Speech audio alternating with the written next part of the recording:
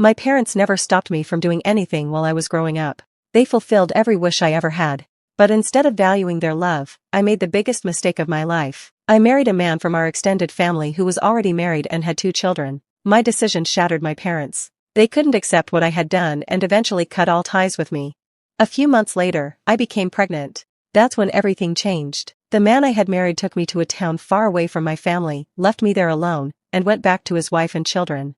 I had no money, no support, and nowhere to go. Somehow, I reached the house of my childhood friend. Her father had known my father for many years. He went to my parents and pleaded with them to let me come home. After a lot of convincing, they agreed, but only on one condition. I could stay in a single room. Nothing more.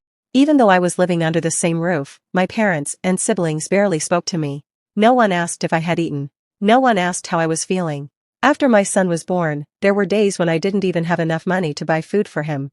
I often borrowed money from my friend just to survive. Then I put a small stitching sign outside my room and started sewing clothes. The income was very little, but it was enough to feed my son and me.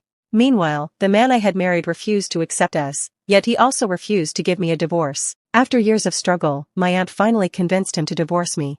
Some time later, that same aunt arranged another marriage for me. My new husband was much older than I was. At first, I couldn't accept him. I didn't like his appearance, his habits, or the thought of spending my life with him. I even told my friend that I wanted another divorce, but with time I realized something. He accepted my son as his own.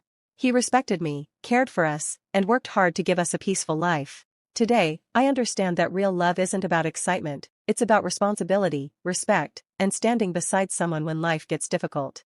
I can't change the mistakes I made.